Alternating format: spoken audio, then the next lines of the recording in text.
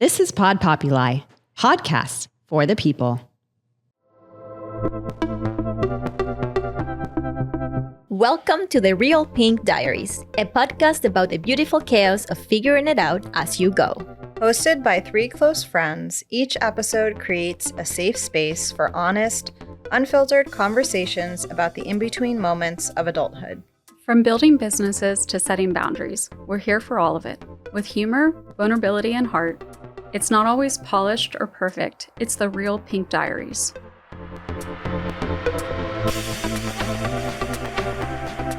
Hi everyone, welcome back to the Real Pink Diaries. This is Natalie. Amie? And Melissa. And we are talking today about motherhood, part 3. This is a continuation of the other 2 episodes, so exciting. Yeah, it's about what happens when you actually have to take them home. Yeah, so you guys had the baby. Yep. Yeah. You survived the baby. Yeah. You have some trauma. Amy had trauma. I had trauma. Yeah. Well, we both did a little bit, yeah. Yeah. And then they were like, here's this tiny thing. Goodbye. Bye-bye. Good luck. I know. And Go. It's for crazy. me, it was a little bit of the logistics too, and I think for you too, like the pain medication you were talking about. But for me, also the pump situation. Like I was exclusively pumping. So I was using the hospital's pump. bless that they you. do.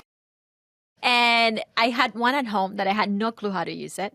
I'm like, what I'm gonna do? So we had to rent a pump exactly as the one. So you can exactly as the one that the hospital gave me. That's funny. We rented one. A hospital gauge pump. You rented a hospital gauge pump. Yeah, we did because I didn't know. I didn't have time. I knew I was gonna have time to learn a new pump system. Yeah. It was That's part funny. of that. But You had a beautiful pump. You're just like, I don't have time to figure that out. then I figured it out like a month, like 3 weeks after. So funny. I gotta know, how much does it cost to rent a hospital grade pump for a It was month? like $100 or something per month or something. Oh, I that's- think. Oh, for a month, that's a lot. That's not bad. That's not bad. I'm thinking it's like $1,000 to like have this It giant. was over like, $100, but it wasn't that bad. Okay, I'm thinking like No. you had this like giant, like, almost like an office-sized printer. That's No, what I'm imagining. It's not that big. No, it's not that big. Okay. But yeah, no. For me, it was weird because like you have to do so much paperwork just to like. I forgot that part. Well, no, I mean for other things, like you had to sign on the dotted line to leave, but you have to do so much paperwork to like rent a car, and there's just like, all right, good luck, goodbye. And I'm like, what? I'm allowed. Rent a car? No. I'm just saying, yeah. I'm saying there's so much paperwork to do other things. Oh, right, And I with see. this thing, there wasn't that much. There was like a little checklist that you had to do. But the weird thing is like, I'm leaving with a human child and there's no system to go to. It's just good luck. And that's scary. It's so scary. Because like you don't have the night nurse, and as annoying as they are to wake you up, they can take the child away and do whatever they need if you give them permission to do so. Yeah. So I used like them one time. yeah, just like you needed a break, they were Right, there. yeah. There's no break anymore. So like it's crazy. Like and that car ride home. Driving. How slow did your husband drive? Because Right. mine drove very slow. I know. It was really scary. It's like, this is Yeah. happening. Like, we are leaving the hospital with a baby, a new human being that we are now have to keep alive. And But like it's also not just about the sleepless nights No. and not about like, other things. It's really like we're gonna get into the person you become. Right. Right? Mhm. Like the internal change And the in help. you. What kind of help? How to transition and the first few weeks, how was that also for us? Yeah. Did you know how to put the baby? Because the babies are really small. Newborns are really small. Mhm. Putting the baby into the car seat. Like, did you know how to put the baby in the car seat? No, I didn't, but Brian did. Tommy's the one that He did? He knew too? Yeah, he's the one that does all of that. Like even installing the car seat. Like I had no clue. Yeah, I I don't know. didn't even want to learn how to do it. I was like, you figured this out. Yeah, this is your job now. I don't want to use my brain right now. Just do figure it out. I've just been through a major abdominal surgery Mm. and I have to keep this thing alive. Yeah. And you can put the baby in the car seat. Yeah.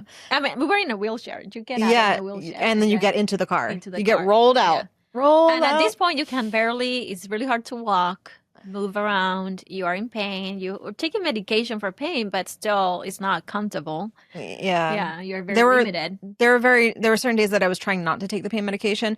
Don't cut cold turkey because then you have Yeah. there's just so much pain Mhm. that it's not beneficial to your recovery. No, I don't do remember that. the first few times like trying to get out of the sitting position, standing up was like you couldn't like completely. Oh no, It I was, took like, a so walker. painful. I took a walker for 2 days. I was on a walker and I was like, I just can't. I would take moments of like standing straight up and Yeah. then not standing straight up to move. Like it was just a lot. How did you know? How did you just happen to have a walker at home? So I had a lot of elderly people in my family and like my grandfather had passed and there was one left over and I was like, that's mine. So thank you, Grandpa. It was his gift to me. But it was, yeah, no. And I even like, I was so nervous that I asked for like a stand to help me in the shower. I didn't actually use it. I was just like there just in case for the first shower because I was just so nervous. Like your body doesn't just spring back. Like I wish I did not have a C-section. It was so hard for the recovery. And I also felt, talking about a different identity, like bonding with your kid when you can't hold them for so long or, do certain things with them as long as you want to because you are recovering and you can't put stress on your body. I felt a little disconnected from her in the beginning. I will say that. Well, you also kind of felt some kind of way about the whole thing. Well, no. I mean, once you give birth, there is, they say, oh my God, you're going to be so in love and all this and all that. And I was waiting and I was waiting and I was waiting for that to happen for me. And it took a good like few months for me to completely recover from postpartum and really find the connection to my kid. First of all, she looked nothing like me. Looked a lot like my husband, which was beautiful. And then she started getting blonde hair, and I'm like, what is this? Like, both me and my husband had lighter hair. I think he might have had blonde hair as a child, but like, does not connect it to me at all. And then I didn't have that moment. And I thought there was something wrong with me because I wasn't in love with my child as soon as I took her home. Like, I loved her, but I didn't feel connected to her. So there's a distinction there. There's like, you will die and do anything for this helpless thing. But then I didn't feel like she was mine all the time. It was a weird feeling. They also look like little aliens for like the first 3 months. Well, Like, for sure. They Yeah. don't look like you have an image in your mind of like the perfect, cutest baby you've ever seen in your life. And that is not the first 3 months. The first 3 months, they're like just so small and Miss A, what is your take on a child? I only see your face. well, like they're I'm just trying to kind see of what- like, I mean, they don't I mean, they're like they're just babies but not babies. They're babies. They're I mean, I babies, think you're and they're talking very about tiny. the first 2 weeks. The first 2 weeks, they're like Yeah. growing into themselves and they change every day. Yeah. And yeah, there is like, it's weird. They change every day. They'll look like one thing, then the other, then the other. You're trying to like connect it with goes it. so fast. Yeah, it goes really, really fast. Yeah. And don't buy a lot of infant diapers. You go through them in 2 weeks and then it's over. Not even 2 Yeah. weeks. It might be just 1 Yeah. week. Get number 2s, number 1s maybe, but don't buy a lot of infant diapers. No, yeah, you might not use them at all. Yeah. And yeah, for me, it was like the transition. Okay, we're ready to go, but it was very stressful for me. I remember 3 days with a breastfeeding process because Ethan wasn't latching, and then finally we figured it out with pumping, exclusively pumping. And then so when we left the hospital, I was very excited to actually be in my house, and my bedroom, my space, my bathroom, take a good shower and all of that. And I think I got home early afternoon. We got released around noon or 1 o'clock or something like that. It was a long process to get released. Finally, we did, got home. And then I remember getting into the house that we are like, my parents and my in-laws, they had all these balloons and this welcome. Oh my God. Of course they went over the top. Of course they did. And so when we got there, we were so excited, obviously, but then was like, oh shit, what do we do now? Like, what is Yeah. that really the next thing that we actually do now? I guess Yeah. put the baby to sleep and then we do the things that we need to do. It was Thankfully, like- they do. They're narcoleptic the first. Like they just sleep all the time. They sleep and cry and poop, Yeah. and it's like a Tamagotchi. You yeah, got at a first it's Tamagotchi. easy. So it's blob. But it's like you don't get quality sleep because they only sleep for like Yeah. a short period. Ethan So was like up every 2-3 hours. it was at it night. was so hard. But I didn't realize that. So get this. So I have a very amazing sister-in-law. We're very close. And she's like, okay, when am I coming over to watch so you guys could go to sleep and catch up on rest? And the first week we got home, she's like, okay, we're here. I'm here. Guys, go to sleep. And we're just like, no, let's chat. We're just riding on a high of like, we have the kid home. We haven't fully experienced sleep deprivation quite to the extent that you do. And she's like, guys, you're going to need to sleep. Go. And I was like, no, we're fine. And maybe we got like maybe 30 minutes to 45 minutes of sleep when she was there the first time. The second time she came was 2 weeks later, or a week and a half later. And we were dead. We were just like, here she is. Here's the bottle. We're going to sleep. Good night. And like, we didn't like it because we were just like, oh, look at our beautiful baby. Want to talk about it. And then we realized, okay, this is actually needed. Support is needed. And it was like a very different experience the second time she came. And she's like, ha, you guys got it. Ha ha. You got it, right? You're first. Yeah. So Amy, was it hard? Actually, for Laszlo, my crazy child, I love him to death. He was a lot. He had a problem with men, and I'm married to a man, and he wouldn't allow him to leash him, feed him, it was all me. So I was getting exhausted. When you're the only parent solo parenting a dog that is also like you're training it to go to the bathroom, all these things, like it's a lot. And I said, I was like, we needed to call the place we got him from and like ask for support or whatever, or get a trainer in because I can't keep doing this. Like, Yeah. What about though? Like, did they do like a home visit? Did they come and check on everything before they brought home the dog? Like, yeah, no, they did the home visit the day they gave him to us. So like, oh, it looks good. Here you go. okay, Yeah, that was so- one of those. So it was kind of a similar process to here's the baby. Yeah, now leave. yeah, it was very. Yeah. And this is all yours. yeah, and then the dog had to be tethered to my husband, where my husband didn't ask him to do anything. He just had to be near him, and that was like a struggle. So yeah, it was a lot. I will say adopting dogs that have, psychological problems is intense. Yeah. So Brian has had his fair share with Eliana because then we couldn't do much at first. Yeah, no, it was all him. It was all on the daddy, and also if you have somebody else helping you. I'd had my mom and my mother-in-law. They helped us tremendously with the nights for the first 3 months. Oh, that's so they would nice. take turns on. My mom would come 2-3 days, and my mother-in-law 2 days. The same, they'll split the week, and then weekends. Tommy wasn't working, so we both did it. But I was, in addition to all the stuff that we had to do and take care of the baby, I was pumping every 3 hours. So I had to, if I had to do all that by myself. And Tommy was working. He took a week off, but then he was working. So thank he God needed you had to your get parents. some sleep to Yeah. be able to work. And if I had to do it by myself, had to get up like an hour plus earlier before the baby to pump than to, So I hadn't been able to get any sleep at all, or maybe an hour or so. So having my mom and my mother-in-law and me pumping, I would get up, whatever, do my thing, and then leave the milk for the baby, and they will take care of the baby at night. Yeah, your husband probably, if you didn't have the family support, your Yeah. husband probably would have had to take more time. More time. Yeah. Did your That's not husband take possible. a? Oh, he had amazing benefits. So he had like 6 weeks. Oh, that's It was great. amazing. I cried when he had to go back. Legit, like tearing. Like, I don't know how I'm going to do this. At that time, we were living with my parents because we were still house hunting. And so my mom did help out. I mean, we were living with them, so I didn't ask a lot. I'm not going to ask them stay up at night and so I can get some sleep. That wasn't a thing.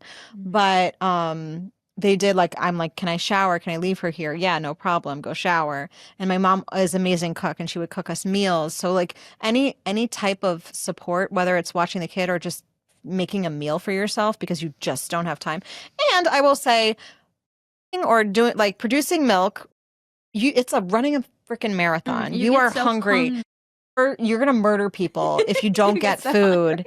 I remember we were going. You were taking me on showings, and I was at a place, and I was like eating a bar, and I'm like, this is not enough. And this woman who was like, what are you doing? I'm like, I'm breastfeeding. That's what I'm doing. It's like running a marathon. And she was like, oh, I wouldn't know. And I'm like, have you ever ran a marathon? That's exactly what it's like. Oh, hell no, but I've breastfed. No, like if you see the amount of calories that need to be intake to be able to perform a physical activity like that, because my husband does them, so I'm witness to them. I was out eating him. It was that intense. And so it's a lot on your body, and you need to make sure that like you're getting the calories because you're producing life for a child. So yeah, like it's a lot. It's a lot. Nutrition is really big. So you go through this, you go hardcore on everything and hardcore pumping, get the deep freeze full of things. Oh my and then God. when do you had a week and then you had support and you had 6 weeks. Yeah.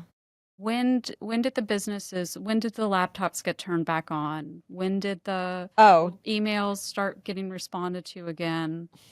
For me, it was like 3 months. At the 3-month mark, I was like, I'm ready to, because my mom and my mother-in-law, they would come for the nights and then they will leave in the morning. Sometimes they'll stay a little later and cook some food for us and then leave. Oh, I But love that. I was watching the baby during the day and then they will come for the help at night. And I switched that around the 3 months mark because I was like, I need to get back to work. Like, I started, and when the baby was put down for the nap, I put, I say, okay, let's try to get some work done and just sit on my computer and start getting back at to watch the market and so forth. And I couldn't get anything done. Yeah, it's hard. It's so hard. I It's thought like, I had an hour or something, and it's like it turns into 15 minutes. You can't, and so my brain was like, I like to start something and finish it, and I couldn't do that. yeah. It was like a lot of startings, but I couldn't finish anything. Let's talk about mom brain for a hot second. Oh. That's real. I didn't understand that it was real until I thought it was like, oh, you walk into a room, you forget what you need, you walk back, you remember it, and then you get back in. No, you're just stupider. Like, at least that's what people were telling me. Their experience of me. They're like, you're off. And I'm like, yeah. I just couldn't keep things in my head, or I couldn't retain things. I couldn't remember what I was doing at the time, or just to complete a task. It was a lot.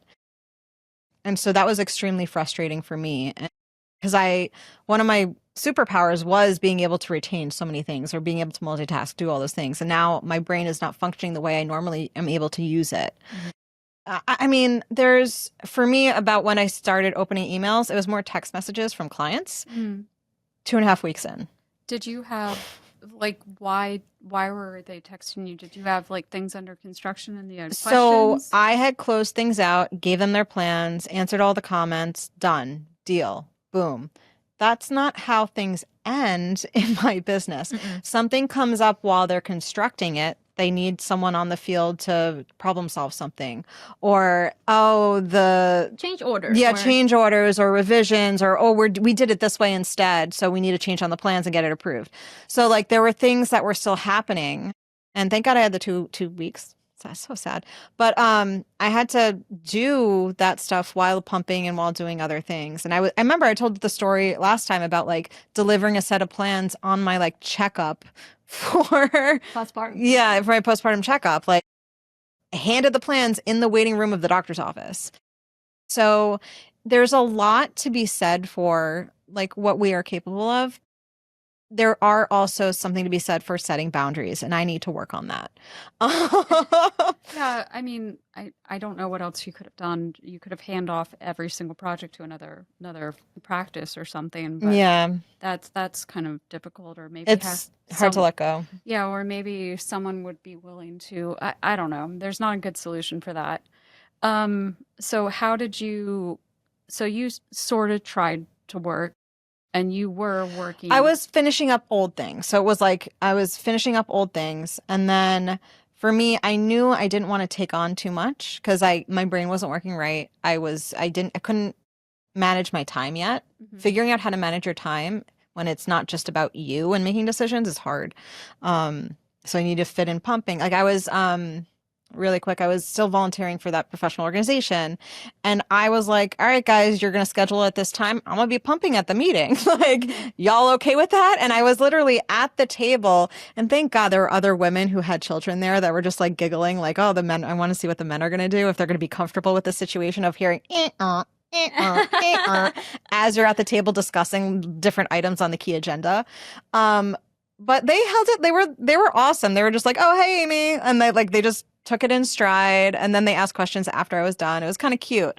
And I felt actually very welcome within that environment. Meaning it was cute that they were like interested to even ask how I'm doing. Right? I felt very welcome there. So for me, it was a good experience. But that was a volunteer moment. It wasn't a professional moment. Well, it was professional, but you know what I mean? Like, it was, everybody was taking their time, and they have a certain mindset in volunteering.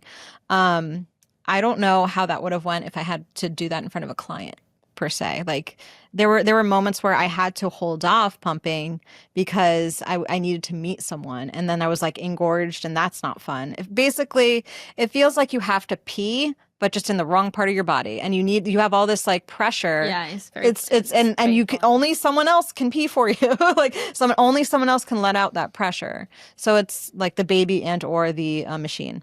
So I've had moments where I had to hold it and or leak through whatever I was wearing just to, make it work.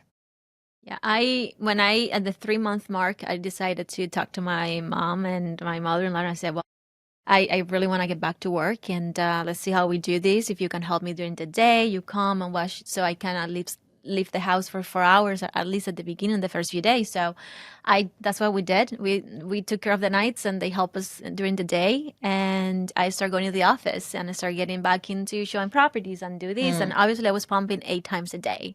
So I was on it. We couldn't leave the house too long. Like, I couldn't be gone too long without pumping. So I took the cooler with ice, the pump, with me to the office, and I would, when it was time to pump, leave the office, go to the parking lot, pump in the car, leave everything with the I've done ice, that. the cooler, Yeah, I did that. and get back to work. Yeah. And I'm sorry. yeah, Your office that's it's Sotheby's. Yeah, mostly women didn't have a nursing no, mothers. no, we have a room? really nice bathroom, but not really a nursing area.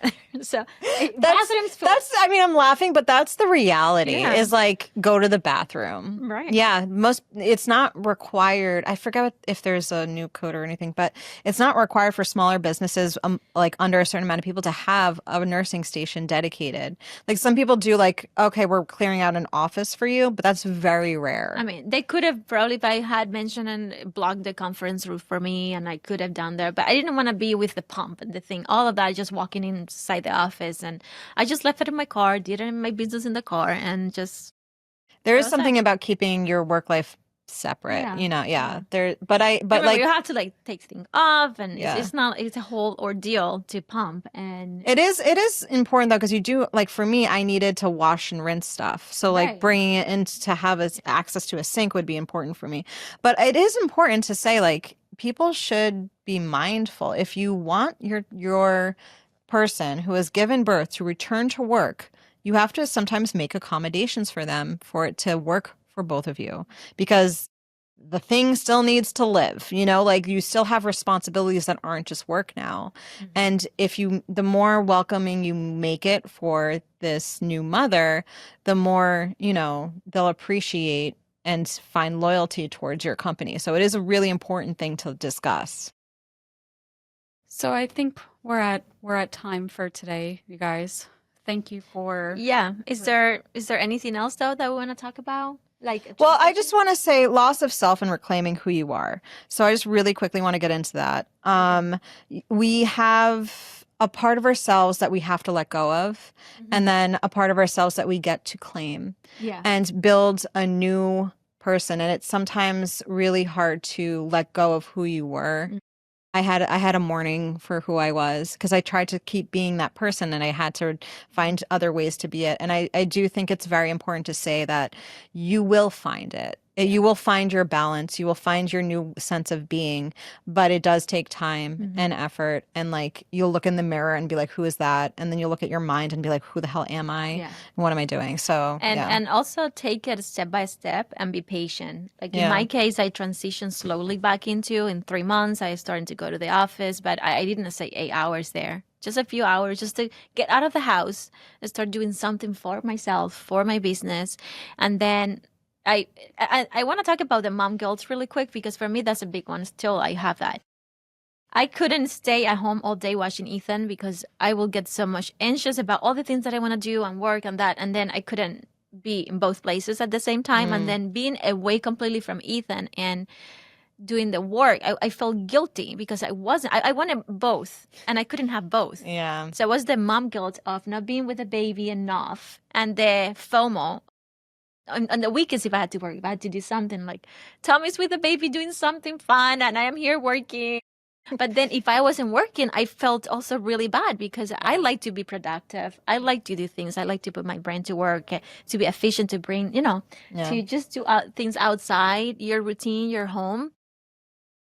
Balancing the two and try to just mixing the two together for me was always, and even today, it's like if I leave the house in, like during bedtime or the weekends, I'm working all weekends, I'm like, I feel the guilt of I should spend more time with, It's hard. You have to really follow your gut and what is the best decision for you. Like for me, I know being around my kid 24/7, I'm not the best mother, but I'm not. I'm just not. But there is that guilt of like, oh, I'm enjoying myself for a hot second. Or like as I'm doing something else, oh no, I'm not with my kid. Oh no, what type of mother am I? So I feel like there's always going to feel a sense of guilt, but accepting that isn't really true. Yeah. Anything you do, whether it's away or with your child, you're supporting and helping their growth at the end of the day. So it's, it depends on what works for you, and that's okay. And that's okay. And not trying to I want to be a good mom, a good wife, do good in my business, have my career, my goals, my ambitions. And, there is time for everything. Yeah. And as we talked about in other episodes, trying to there are moments where you're going to focus more on work, less on the family, and then come back to the family and less on work. But just now we had this new part in our life that we had a baby, we had a family, more attention was required from us at home. We had to take care of this baby, and there was a lot more responsibility. I say take the moment and be in the moment that you're in. Yes. Don't keep wondering FOMO or guilt about something else that's far. Whatever, Just do the thing you're present in, make that the priority, and then go home and make that the priority. And that's really the way to get through it. And we are absolutely amazing women that we can do all of that. Yeah. And, procreate a human and bring it to life and keep it alive and have a family and a job and careers and la, la, la. I mean, it's amazing how much we can do. Yeah. I think we need to watch the movie. I would encourage you both, and maybe we'll do an episode about this in the future, called The Last Showgirl. And it's Pamela Anderson, and it just dives into all of the different expectations and what happen of women and of mothers, and what happens if you subvert those expectations, and how do you deal with the implications of that. This is an episode. Also, what does it mean to be a woman in dance and to do that for an extended amount of time? And she unfortunately had to make some sacrifices. And some of them affected her child, and some of them affected her long-term earning abilities. But we should, I think that plays a lot in a continuation of this conversation. Yeah. Well, thank you, everyone. Thank you so much for listening. And we are on Instagram. That's the best way to reach out to us. We're going to find all the links there for YouTube, Facebook, Spotify, Apple Podcasts, everywhere. And we will see you on the next one. Thank you. Thank you. The Real Pink Diaries.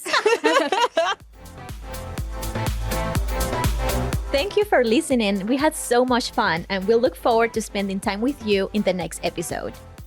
Please subscribe wherever you listen to podcasts. Follow us on Instagram and Facebook at The Real Pink Diaries. You can also find us on YouTube. Check out our show notes for additional ways to connect with us. See you next time. Bye.